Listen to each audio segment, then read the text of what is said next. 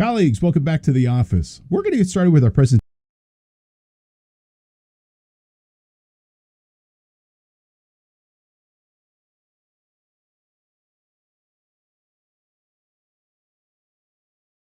Colleagues, welcome back to the office. It's Steve, and welcome to the CPE Today podcast. We're going to get started with our podcast presentation here just in a moment. But before we do, I'd like to share some insight on how you can receive credit for watching today's presentation. There are two options. You can either watch live as it's being recorded through Zoom, more on that here in a moment, or you could be watching or listening on demand wherever you happen to receive content. We distribute our show through YouTube, SoundCloud, Facebook, our website, and many other places. Now, if you happen to be watching on demand on your own schedule, after watching or listening to today's class, head on over to cpetoday.com and locate today's course page. You can find our course code by looking at the footer of the presentation to see the link presented there, and it will also be mentioned throughout the presentation on multiple occasions. After purchasing today's class, you'll complete a short 5-question quiz on what was discussed in today's presentation. And upon passing that, your certificate for your CPE credits will be automatically generated and available for download. In addition to your purchase, you can also download copies of today's presentation, learning materials. You can ask the presenter questions and more.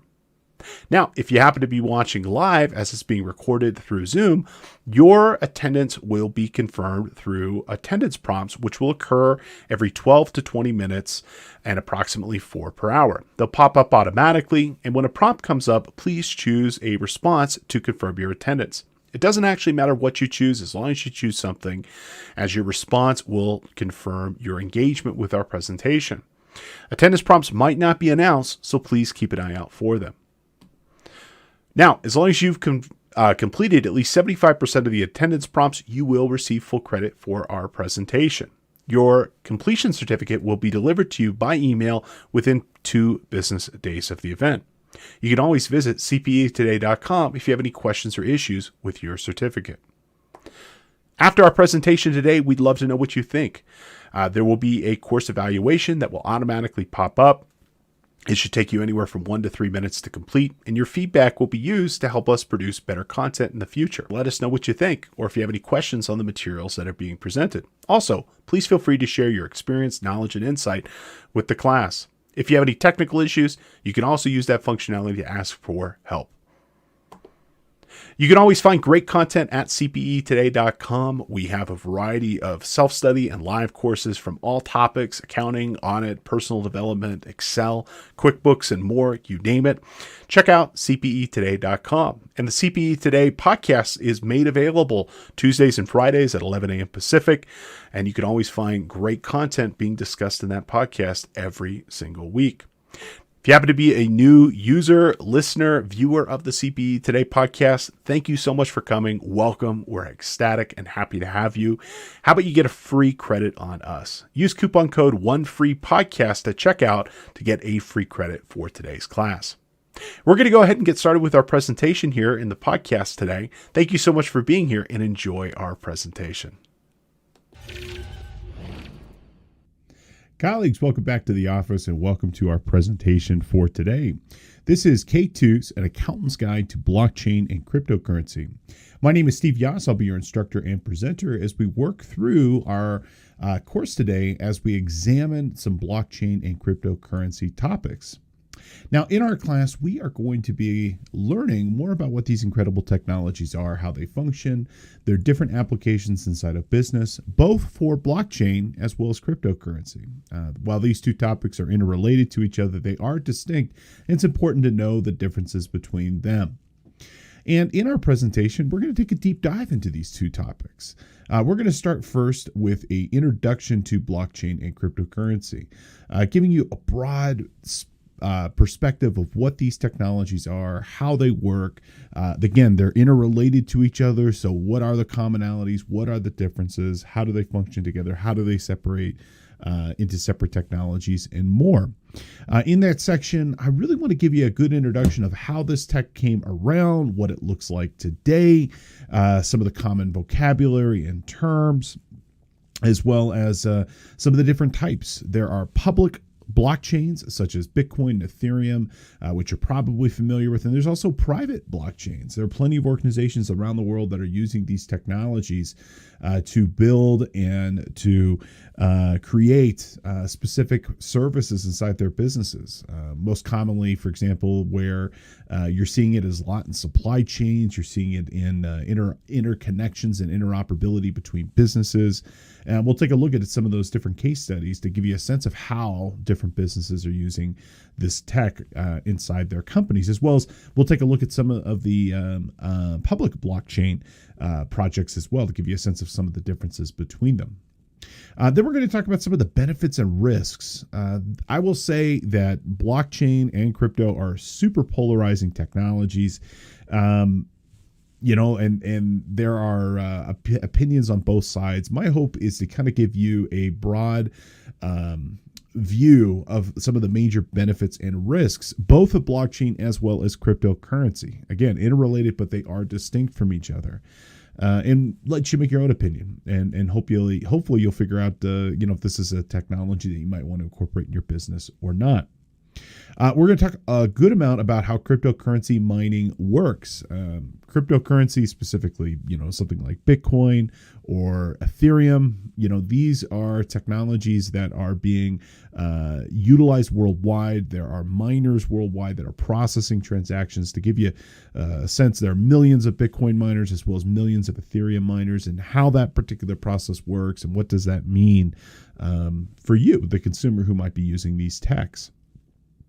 We'll also talk a little bit about some of the accounting issues, as well as some recommendations on how to handle this. I've got some guidance from a wonderful PricewaterhouseCoopers report that was provided publicly last year in 2021 that I've pulled some key excerpts from to hopefully give you a good sense of some of the accounting treatments, as well as some guidance from the IRS that you could take a look at to understand essentially how to account for these, especially cryptocurrency, any potential tax liability that you might have. It's certainly not going to be a exhaustive discussion on the accounting or tax principles of this. This is mostly a technology-related course, but I would be remiss if I didn't at least mention some of those major issues so that you can just get a good sense of maybe some of the business implications of how these tech work. We're also going to discuss a variety of blockchain, cryptocurrency, let's call them niche topics, specific types of technology that are being used in here. For example, things such as smart contracts, DeFi, non-fungible tokens. We'll talk about what they are, how they're being used, and more.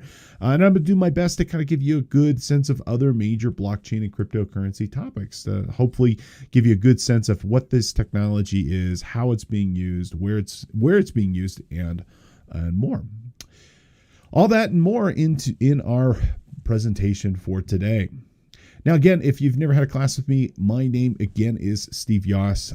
I am an instructor and presenter for K2. I've been writing and teaching with K2 for many years at this point. I work in a wide range of topics, including Excel, accounting, audit, fraud, ethics, and more. My love has always been with technology, and pretty much every course I write or teach has that common thread of being a tech-related class. So please check out k2e.com for a full listing of our courses and all the different topics that I teach. Now, outside of my work with K2, I also work as a software developer. I grew up and worked in accounting. I'm a CPA, but my love has always been with tech.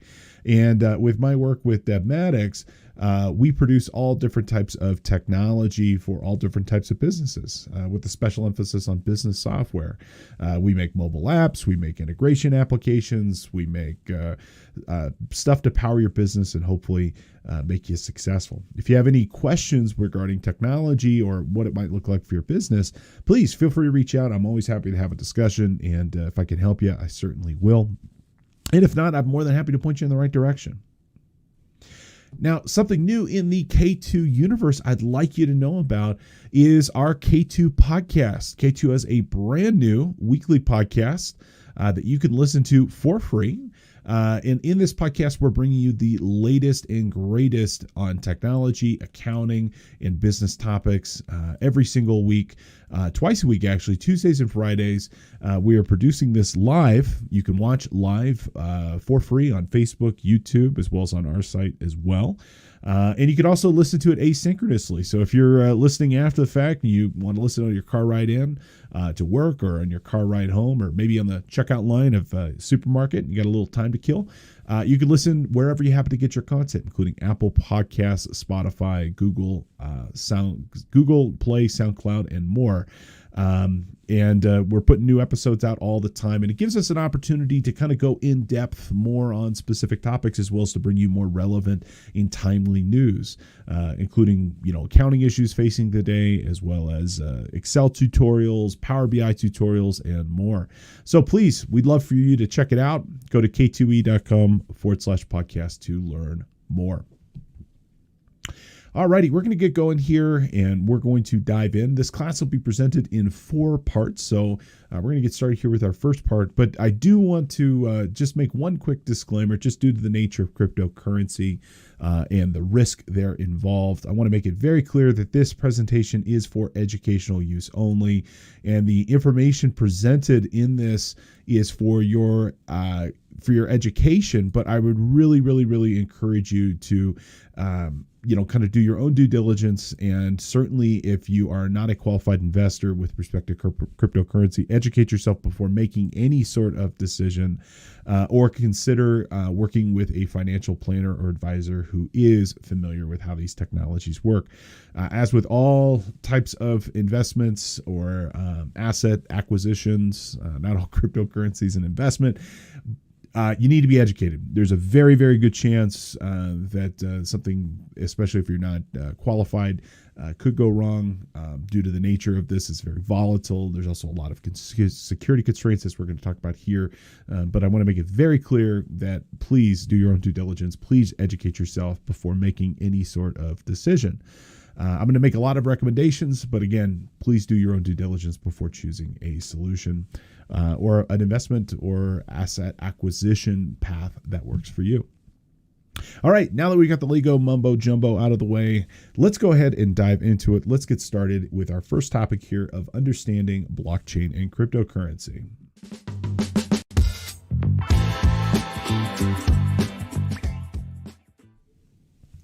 Alrighty, so we're going to dive into our first topic here, which again is just going to be our introduction to give you a good sense of how these tech work and what they can potentially do for you. And in this technology, what we are going to be discussing first is just giving you a sense of the overview of what this tech is. Now, what you need to know with respect to blockchain and cryptocurrencies, understanding first how most transactions get processed now. Currently when most people are buying something, we're doing it electronically. Cash is certainly not going away anytime soon. Cash is always king. But a vast majority of us, myself included, we're processing things electronically, whether it be payroll to our staff or, buying something at the store. We're using a credit card, we're using an ACH transfer, wire transfer, something like that. And all of these types of transactions use some sort of trusted middleman. It could be your bank, Wells Fargo, Bank of America, it could be American Express, Visa, but we're using some sort of entity to process a transaction. And that company, that bank that sits in the middle here, charges interest. They charge us bank service fees to be able to process and move that money. But in a nutshell, they're taking money from column A and they're putting it into column B. They're moving money from company A over to company B and vice versa. Blockchains, on the other hand, remove these kind of middle ground people, and instead of having a middle company, you have a middle technology. And with blockchain and cryptocurrency, it allows for the consumer and the supplier to connect directly, or consumer to employee, whomever else that might be. And instead of using Bank of America to process and settle that transaction, we're using this third-party technology. We're writing a transaction to the blockchain, which are instructions essentially how to move money from one column to the other, if it's, for example, a cryptocurrency transaction, and it gets facilitated and done in a timely manner. Now, both blockchain and cryptocurrency use, and it's right in the name of cryptocurrency, cryptography to keep things secure. And we are using encryption algorithms to essentially secure these transactions to ensure that the payment details, for example, are not exposed publicly that could potentially cause issues for us. And we'll talk a little bit more about encryption a little bit later on, but encryption is used all throughout blockchains in a variety of different capacities, and it is a fundamental building block of this tech. We're also using a blockchain. Blockchain provides a decentralized database, a distributed database, more on those terms here in a little bit later, which is essentially a ledger that anybody inside of the network can examine at any time. All aspects of a transaction are public. So the date, the from, the to location, where it originated, where it's going, certain metadata information, that's made public. So we use cryptography to keep things secure. We're using a blockchain, which is in a nutshell a decentralized database, a ledger system, and it's public, and people can be able to examine those records. Now, when we are working with a blockchain, we have a block and then we have the blockchain. The block is a collection of transactions. And when we populate and we push a transaction up to the block, it is then sent out to be confirmed and verified by miners. We'll talk more about all these individual working pieces here a little bit later on. But that verification process, which will be sent out to multiple and potentially thousands and millions of people, will be verified worldwide with lots of people examining the standards of that transaction to ensure that it meets the qualification standards of a blockchain transaction. And once it does meet those standards, and once the users have approved it, and we call this consensus, it will then be added to the pages of that ledger. And so that block gets committed to the blockchain now, and the chain is a connection of every previous block all linked together, hence blockchain. And once that transaction is committed to the blockchain, it's permanent. It can never be modified, it can never be removed or anything else, because it would the standards of the technology are designed to prevent that technology from allowing modifications. It's what we refer to as immutable. Now, you might be thinking to yourself, this sounds interesting, but I don't see the application. How could this possibly be used? And there are plenty of examples of where we might want to be able to store information where the information itself has a high degree of verification, high degree of accuracy, and it's permanent. And so here's some examples, some things that you might want to think through where blockchain might be useful. Places where you might want to store something where you have a tamper-evident ledger and a timestamp, meaning I commit something and it has some sort of timing that goes into it.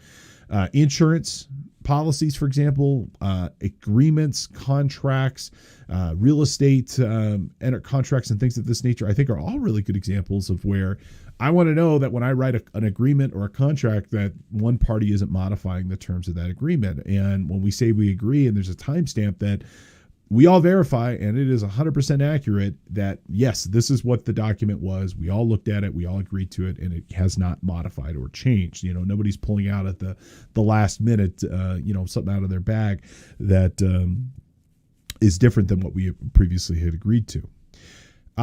Now, another really good place where blockchain can be effective is places where parties don't know each other and they need a way of trusting each other, and they want to have a forensically tamper-evident way of exchanging information. So, let's say we're doing business with somebody overseas. We don't know this person. Maybe, for example, we're doing manufacturing in China. We've got a plan, schematics, things of this nature, where we want to be able to provide this information, our plans for it, and we want them to be able to produce that document and produce whatever manufacturing piece we need. But I want to know if you're going to change anything, or if you're potentially modifying the terms of whatever we're providing together. Well, again, because blockchain is immutable when something is added to the blockchain itself, well, we're going to know about it. It's unalterable. It have ways of being able to show if it has been tampered with. We can use things such as smart contracts and more to be able to kind of facilitate this trade. And it can make the actual process of doing like international business or business with unknown parties a little bit more secure, kind of like using an escrow in a way. So, parties like manufacturers, common carriers, purchasers, we can provide a whole framework and protocols to be able to trust each other, to validate that, each party has met the obligations under their contracts. So replacing things like banker acceptances, international commerce, things of this nature could work. It also could be useful for things like gambling bets and contracts. I know maybe that's not something we want to think about here, but nobody likes someone who welches on a bet. And if you were to use a smart contract and store or make that wager inside the blockchain, well, guess what? Nobody can welch on it because it's going to execute automatically based off of if the Angels win the World Series or if the Rams win the Super Bowl. And blockchain could also be really useful where we need to know sequence of records, where it's important to know what came first, second, third, fourth, and fifth. Just like a race, I want to know who won and appropriately award, that winner. Blockchain will do the same thing in the sense that it's going to store first place, second place, third place, or here's what came first, second, and third. Blocks are sequential. Block 1 will occur before block 2, block 2 will occur before block 3, and so on and so forth. And all transactions worldwide are processed sequentially. So if you had something like a deed or title in real estate where it's important that you know who actually is the last owner of something, or if you had liens on a property, this could be really helpful for determining that. So kind of cool in the sense that it will record that sequence of events. Now, blockchain and cryptocurrency are not necessarily new topics, but they are relatively new, especially in the grand scope of life in the world. The roots of this particular type of technology probably could be traced back, I'm going to say, 20, 30 years to some of the really early papers in the 1990s that kind of hypothesized how you would store information in a decentralized way.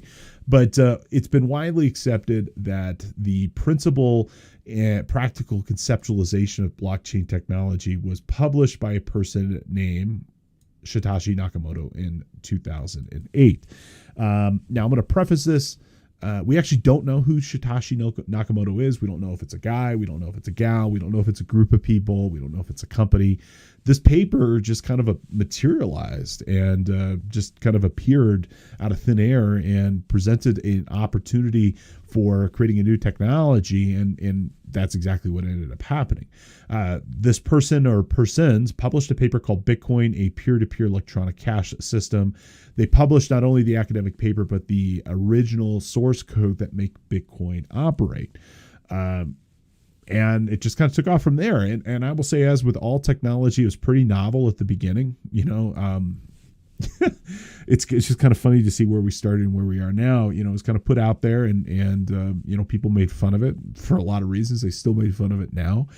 It was given away or traded for almost nothing at the beginning. There's a great story of a person, I think here in the United States, that traded 200 Bitcoins for a large pizza, and at the time it was worth nothing, but you think about that 200 Bitcoin would be worth, it might've been even 2,000 Bitcoin, whatever it was, but it would be worth hundreds of millions of dollars today, but it started gaining really kind of serious real world value in 2015. It exploded in growth.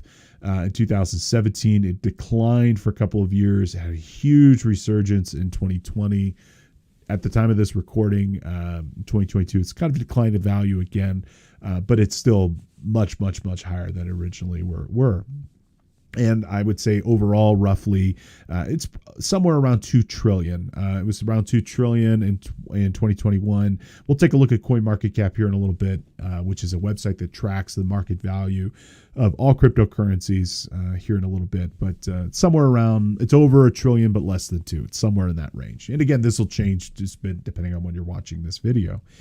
But one thing I do want you to understand with this is the impetus of why this came out. 2008, what happened? Huge worldwide pandemic, that happened in 2020. A huge worldwide financial crisis. A lot of people lost their homes, and a lot of it was in part due to bad loans being offered by banks here in the United States to people who couldn't afford these properties. And Satoshi Nakamoto, it's been theorized, and both in their writing as well as by analysts, that created this technology as a way to create an inflation-proof tech that is a non-fiat currency, meaning it's not really tied to a single country's economy, but rather exists independent. And with Bitcoin, there's an upper limit of the actual number of coins. It's 21 million. We'll talk more about that here as well. And there will only ever be 21 million. That's the upper limit of the monetary supply. You can subdivide Bitcoins by selling and trading fractions of a Bitcoin, but the actual coin itself is there's a supply limit. And so they've essentially created an inflation-proof currency because you can't make more of them, that it is what it is. Now, Bitcoin technology today, blockchain technology today continues to improve and grow. And it's also inspired a ton of ancillary technologies, complementary technologies around it. Some of these other blockchain technologies, for example, Litecoin, Dogecoin, and others were released to compete with Bitcoin, and they are also what we refer to as like a store of value. But other blockchain technology, for example, like Ethereum, it's a blockchain, but it's not the same thing. Think of Bitcoin as being gold. I mean, gold is really a true commodity in the sense of something that just exists and you trade it back and forth. Yes, you can melt gold down and do lots of cool things with it, from jewelry to using in electronics, but just think of a gold bar, where something like Ethereum, a complementary as well as competing technology, is more like gasoline in the sense that it's a commodity as well, but it can also be used to power your car and drive around and do things. You can actually do whole business applications on the Ethereum blockchain. So lots of different tech were created to kind of fill different needs in the marketplace. Just like you have different types of cars, whether you have a sedan, a coupe, a van, a truck, box car, or something else like that, you have different types of blockchain technology that can do different things as well. Now, blockchain technology has continued to grow and gain a lot of popularity. And just like many different techs, as it's matured, it's gained features, functions, security, speed. It's come down in price. And it continues to expand and grow at a pretty high rate. And there's a whole new sector of our economy and market that's utilizing these incredible tools. And there are lots of promising applications using blockchain technology, stuff in logistics, banking, trade, real estate, identity, commerce, and more. And there's new projects being created all the time to be able to provide new features and functions. Now, here's a list of some of the major key terms with respect to blockchain and cryptocurrency that you should be familiar with, many of which we're going to go ahead and look through and discuss today. I'll leave this slide for your reference. So if you hear me talk about something you're not sure exactly what I mean by altcoin or, for example, mining or a wallet, feel free to reference back to this slide for more info. Now, some of the other major topics are going to be really kind of around some of the underlying principal technologies inside of this that we really need to understand in order to be able to get blockchain and crypto at a big and important level. Now, the first thing is, again, remembering how existing systems work.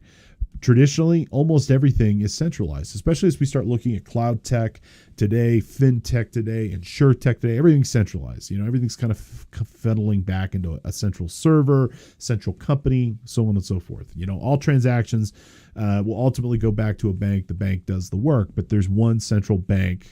As an example here, it might be Bank of America, or it could be Amazon Web Services if we're talking about an application. But it's hub and spoke, and you've got these different spokes that are over here, but they're ultimately feeding back into a central hub. Okay, that creates a concentration risk in the sense that central hub, if something happens to it, it can affect us all. So blockchain says, this is not a principle of design that we want to follow.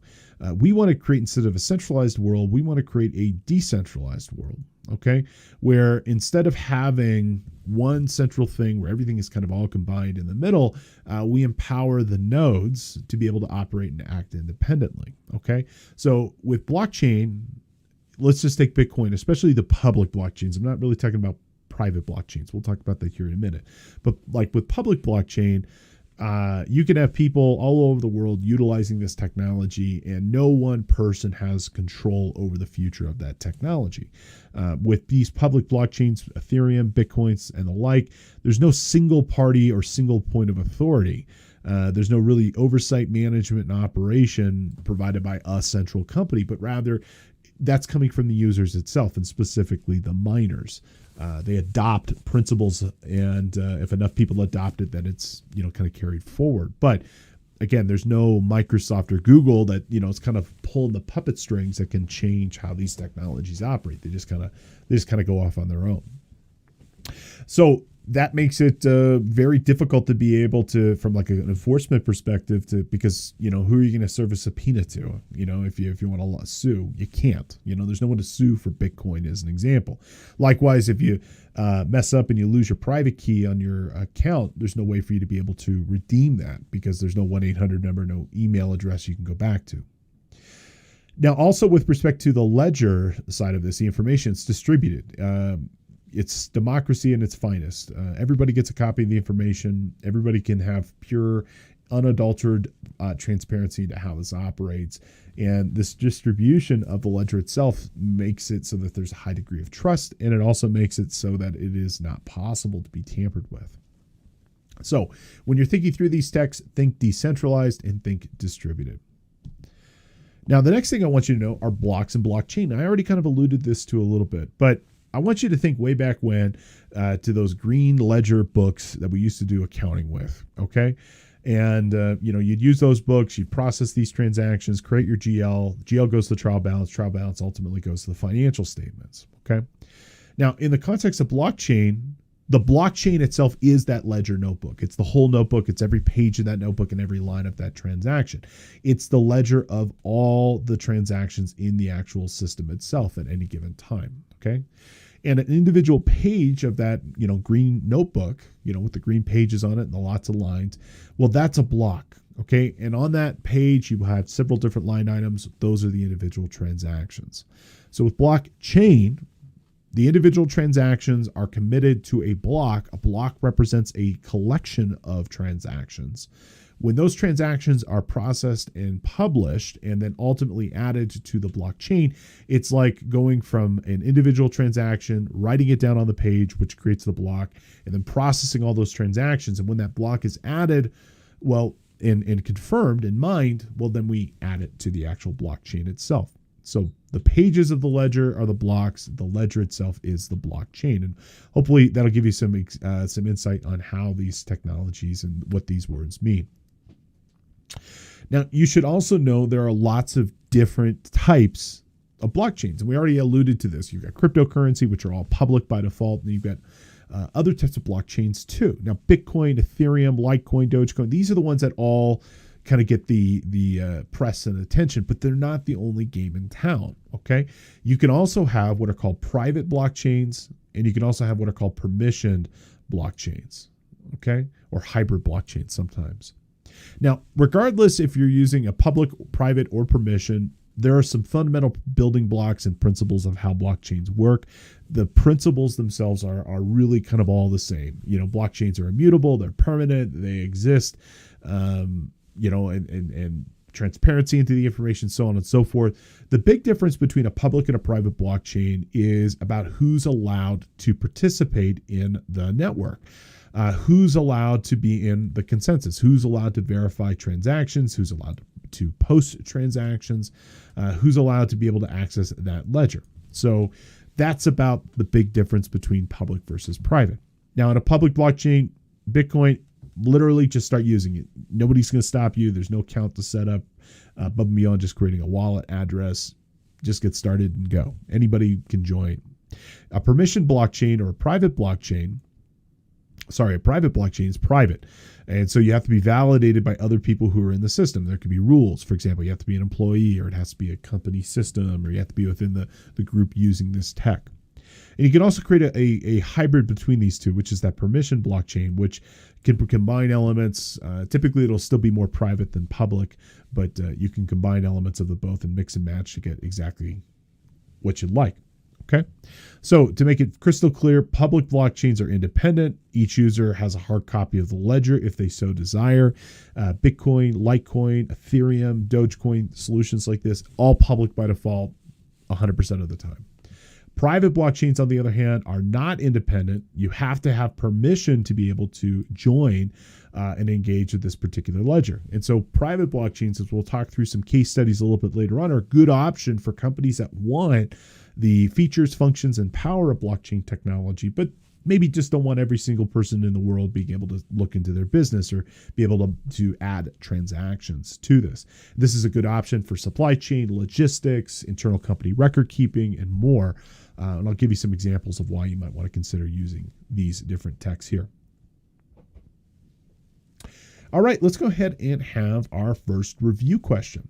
What is the main difference between public and private blockchain technologies? So how are these different from each other? Okay, private blockchains allow for modification of data committed to the chain. Let's just say from a public person. No way. Okay, public blockchains are centralized and managed by a defined. Public blockchains are centralized and managed by a defined privileged group of users. No siree, Bob.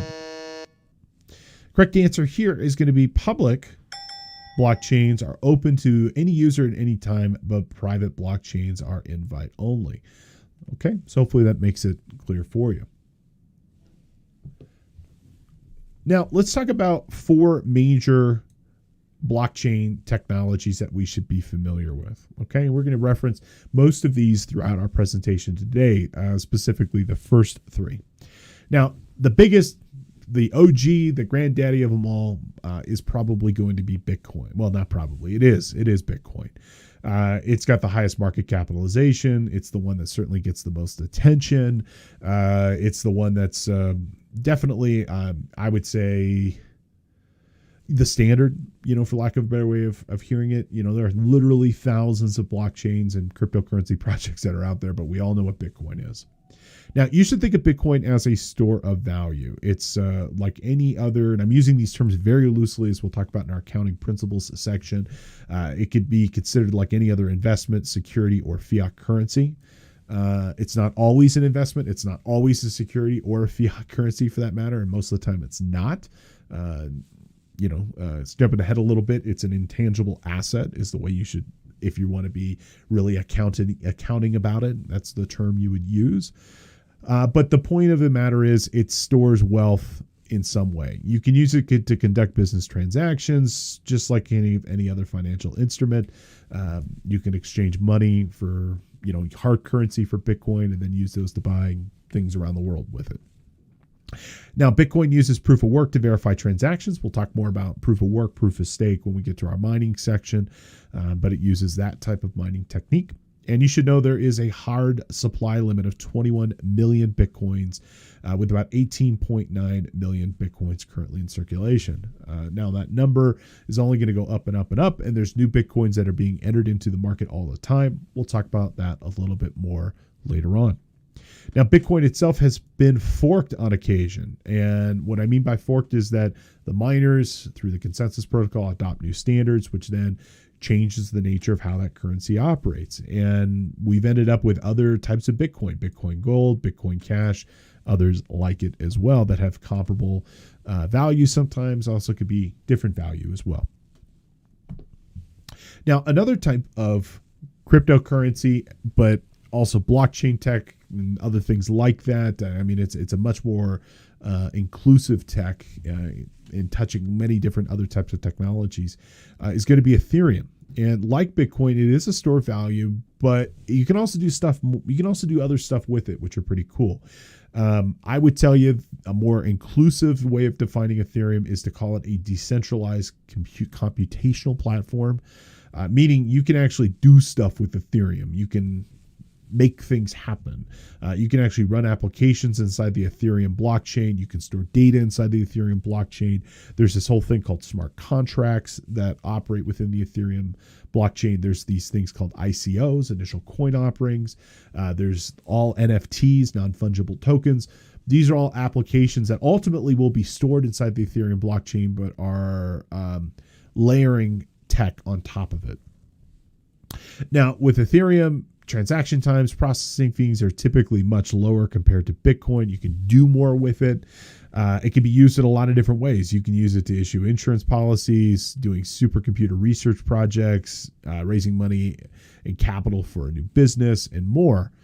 Another thing that's different is that unlike Bitcoin, there is no hard supply limit of Ethereum, but that might change in future releases. And they're, at the time of the writing, somewhere north of 100 million in circulation.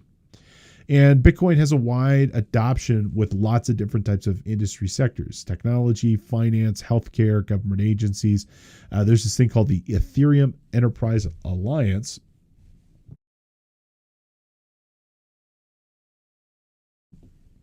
that is a collection of different businesses that are building technology on top of the Ethereum blockchain. Let me show you kind of a cool website that you should be familiar with.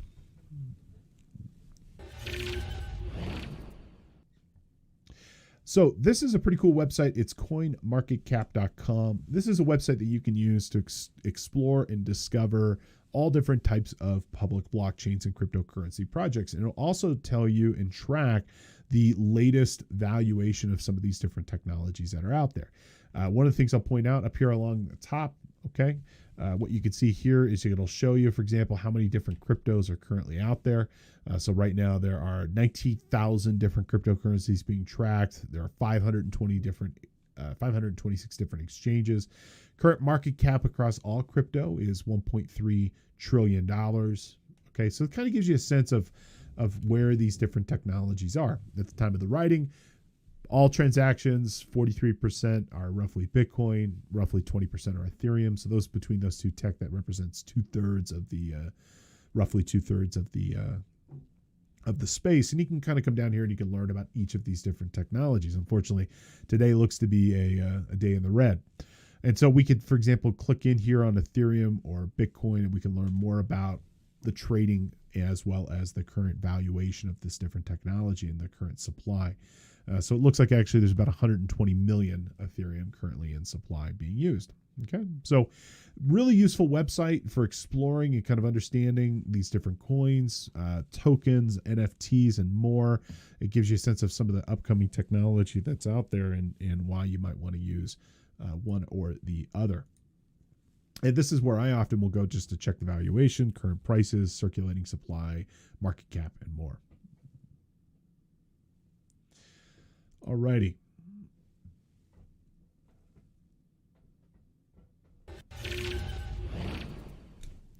Now, not every blockchain is public, as I mentioned. Another type of blockchain, but is not a public blockchain, is going to be Hyperledger Fabric.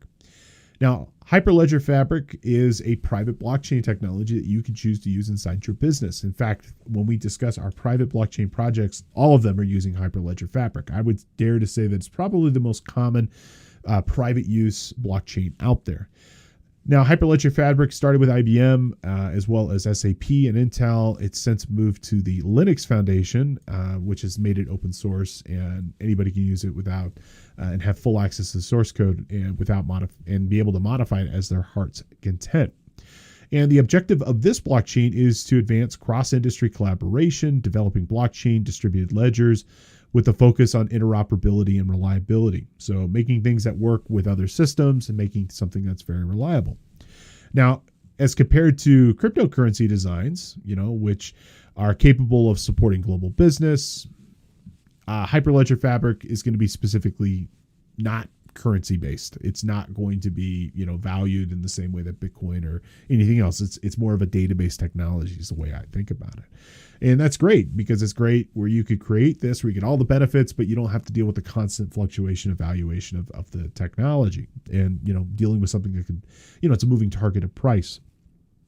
So it's being used by a lot of different technology companies, financial companies, supply chain companies, and more to get all the benefits of like the immutable nature of transactions, the fact that nothing can be deleted, high degree of trust you can get with Hyperledger Fabric without all the other tech issues that pop up when you choose to use something like blockchain for Bitcoin.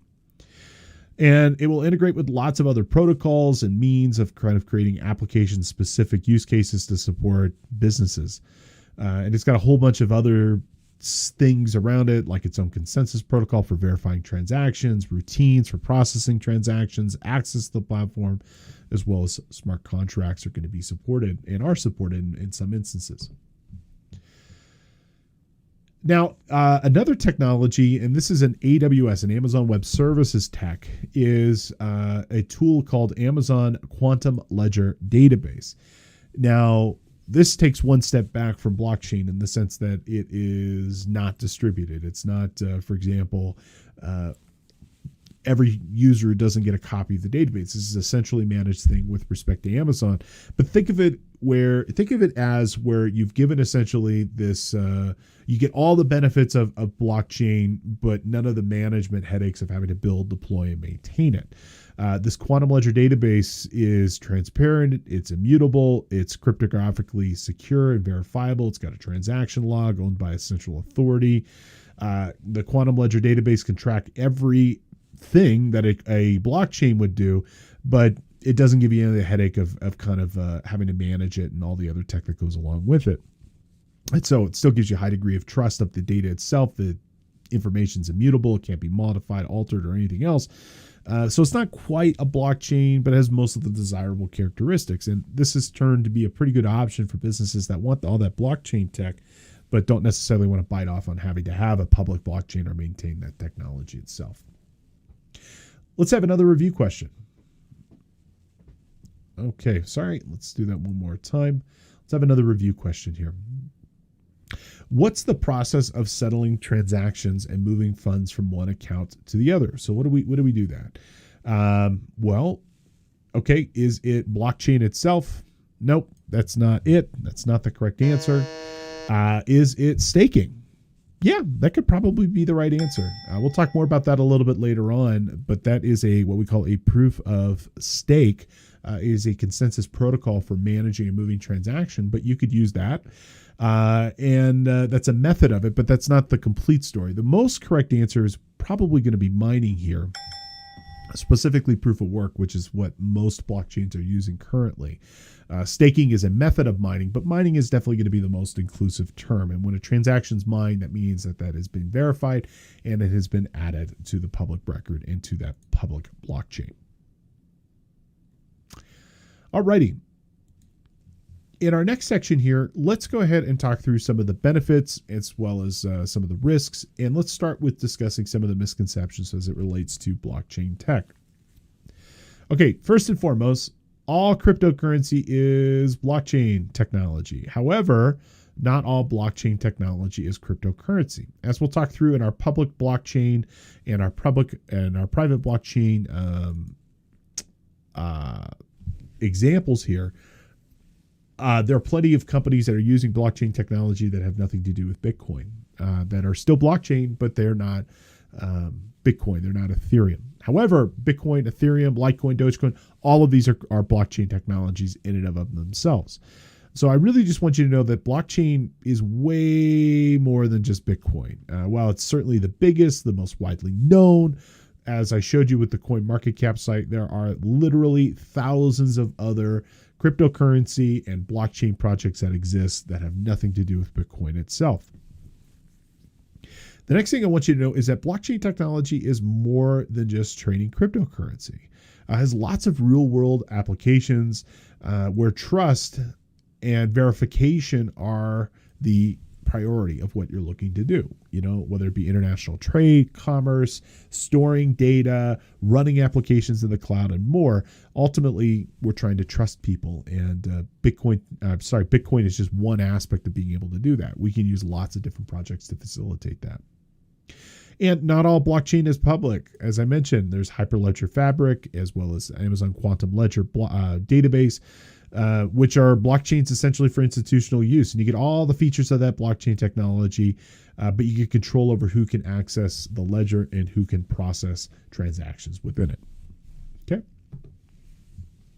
So what are some of the benefits of blockchain? Why would you want to use this tech? Well, first and foremost is trust. That is the building block principle of all blockchain technology. Blockchain helps when there is low trust between parties, and you need a way of working to each other. For example, businesses engage with new partners overseas. They need a way of being able to do trade where, I'm not going to wire you a whole bunch of money and then there's no performance. Well, we can essentially use a smart contract. We'll talk about that here in a little bit. We can write up the terms of our agreement, put it into a smart contract, and then that smart contract will facilitate that exchange. And we can facilitate the exchange of currency and money, as well as information and data through a blockchain network. And the blockchain network provides a neutral ground. Think of it as being Switzerland in such a way where every party has an even playing field, and it provides a way of being able to do work with each other without a whole bunch of additional overhead. Now, blockchain tech is permanent. Okay, we will, in the more narrow term, the more inclusive term, the more precise term. Let's use that rather than those other two. More precise term is immutable. When a transaction is added to a block, and then that block is mined and processed and added to the blockchain, it's done. It's permanent. Nobody can alter that transaction for any reason. It's there forever. And once that block is processed and added to the chain, and really once you've added it to the block, there's no way of recalling a block as an example. It's permanent. And, think about this in the context of accounting. You don't have to worry about somebody doing a prior period transaction or modifying a journal entry once the books have been closed. It's good, and it's there. It's going to be there forever. Okay. Next thing is speed. And comparatively, blockchain's really fast, in terms of being able to process transactions and growth. If we look at traditional economic markets, they've been relatively unchanged for years. Where blockchain's a really fast tech, and it's growing. Now, granted, there have been growing pains in the sense of how long it's taken for transactions to process through the blockchain network. But the overall speed of transactions are much faster compared to traditional mechanisms, and it's only going to get better as we grow. Now, blockchain technology is independent. All users are independent in public blockchains.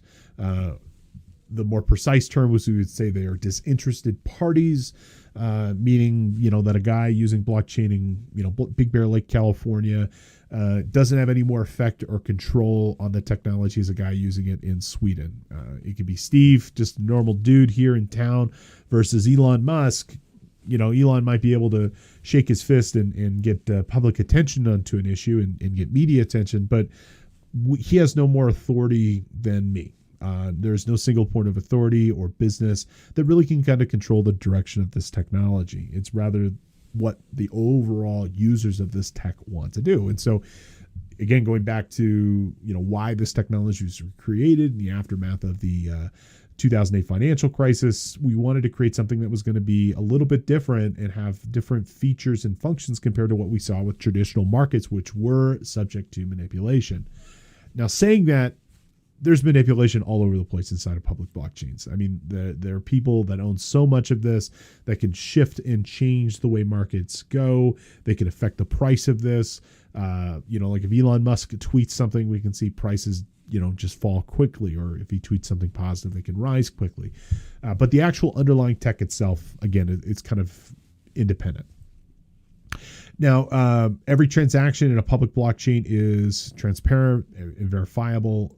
With Bitcoin, anybody can look at any transaction at any point and see exactly what the heck happened. And you can see money going from one place to the other. If you know my wallet address, which is where, think of like my physical wallet here, you can actually look and see exactly how much money I have in my account. Now, if I don't make that address public to you, it's not going to be easy for you to find it. But the point of the matter is that you can actually scrutinize transactions inside of this. And in a private blockchain, you control who can come in. But even in a private blockchain, they still will have control over, they still have access to the actual underlying data itself. Okay. The cost of working with blockchain technology itself is pretty cheap. Pretty easy. So with respect to this, you can utilize this technology for not a lot of overhead. I'm not talking about mining. We'll talk about mining a little bit later on. But if you just want to use this to process transactions, pay people overseas, you can do it. It doesn't really require any direct hardware expenditure above and beyond just a normal computer or smartphone. There are fees, for example, to process a transaction. Bitcoin charges fees. Ethereum charges fees. They call it gas in Ethereum, which are your transaction processing fees, but comparatively to what you would normally pay for like Bank of America or Wells Fargo to process or something, it's going to be cheaper and sometimes free, depending on the blockchain technology you use. Now, blockchain technology also has a large variety too. There are a lot of different tech that are out there that you could consider using.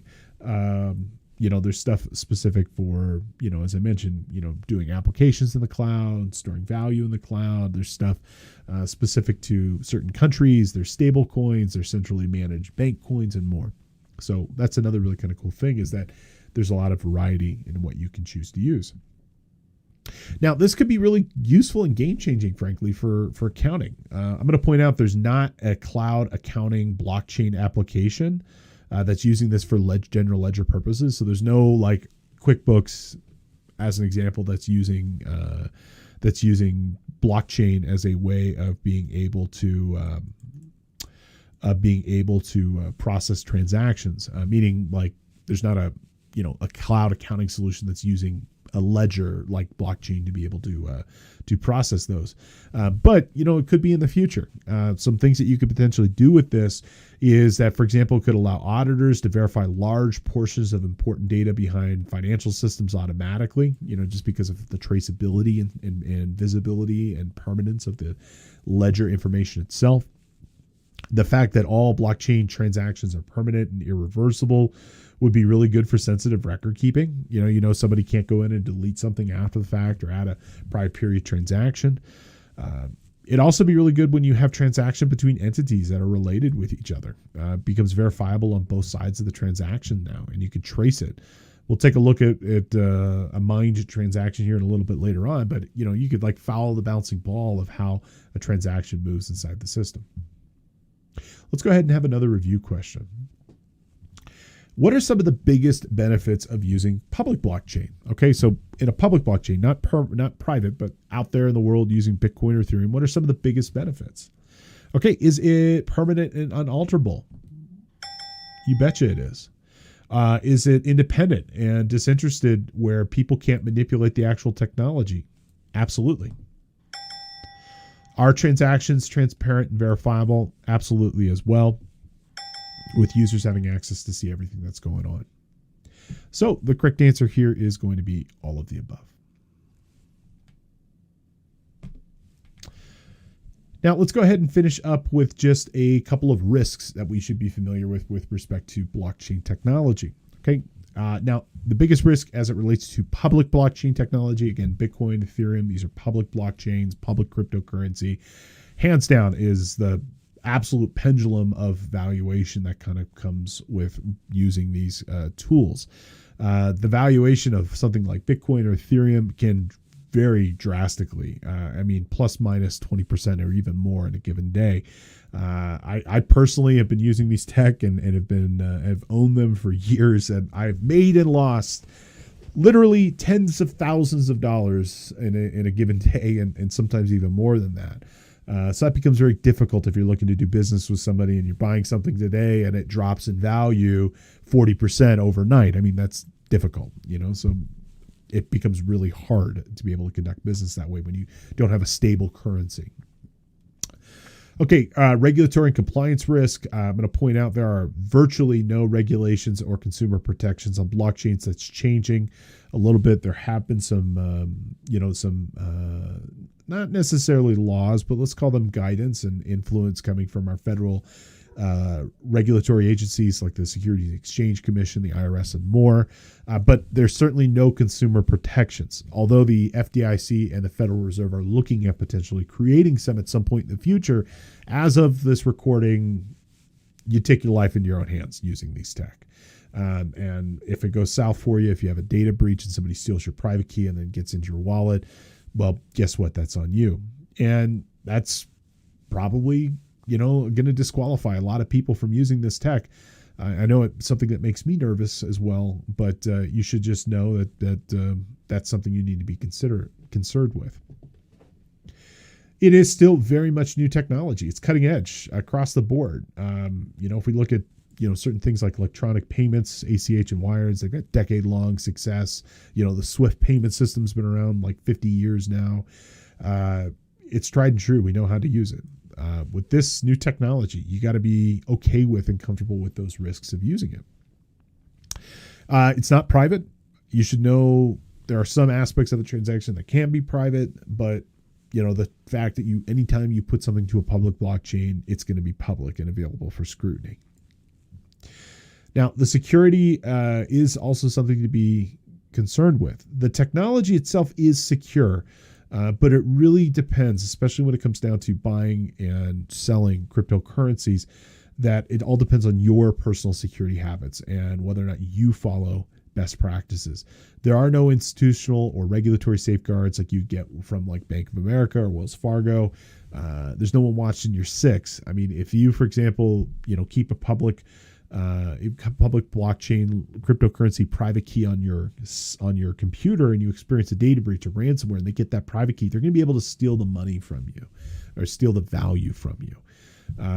So you have to know and educate yourself I cannot understate this enough. You need to take responsibility of all aspects of the security for this to really be a good project for you. And if you don't do it. Okay. If you're not willing to accept the risks around security, please just don't. It could end up being catastrophic for you. There are some real world concerns with crypto that you should be aware of, and our various regulatory and law enforcement agencies are very aware that these occur. And this is really where a lot of the motivation to kind of provide enforcement into regulating these technologies come from. First and foremost is money laundering. I have no idea the statistics or facts behind it, but just as a guy who is pretty familiar with the tech, I feel that a fair amount of it is being used to launder money around the world. By their very nature, blockchain and cryptocurrency technologies are anonymous and unregulated. Great way of being able to move money worldwide. It's also being used, I shouldn't say specifically being used, because of the nature of the technology.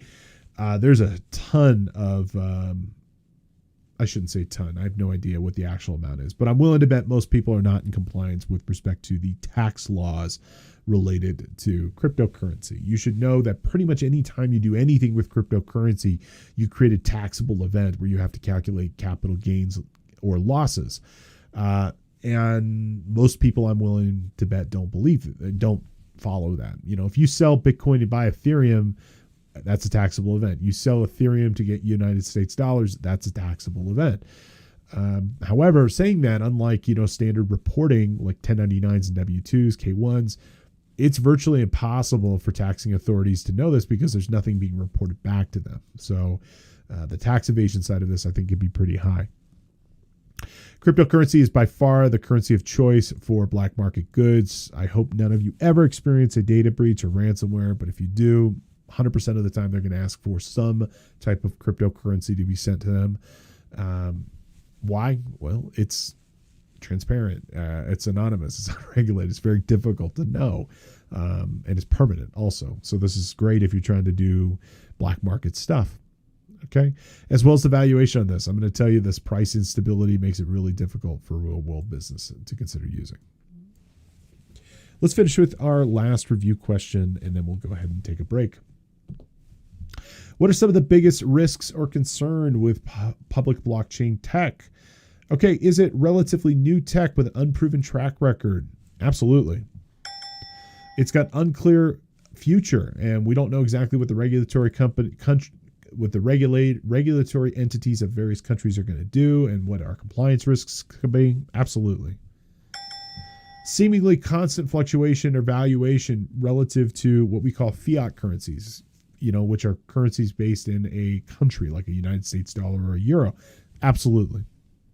Correct answer here is going to be all of the above. All right, folks, that does bring us to the end of our first section here. We went ahead and we discussed what blockchain technology is, some of the major features and vocabulary related to this, like blocks and blockchain, public versus private blockchain. We took a look at our major blockchain technologies that are out there, including Bitcoin, Ethereum on the public side, Hyperledger Fabric, and Amazon Quantum Ledger Database on the private side. And we also talked through some of the benefits and risks that we should be familiar with.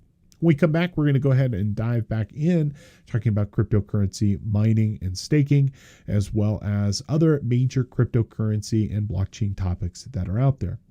Stay tuned. We got lots more great information coming, and thank you so much for being here.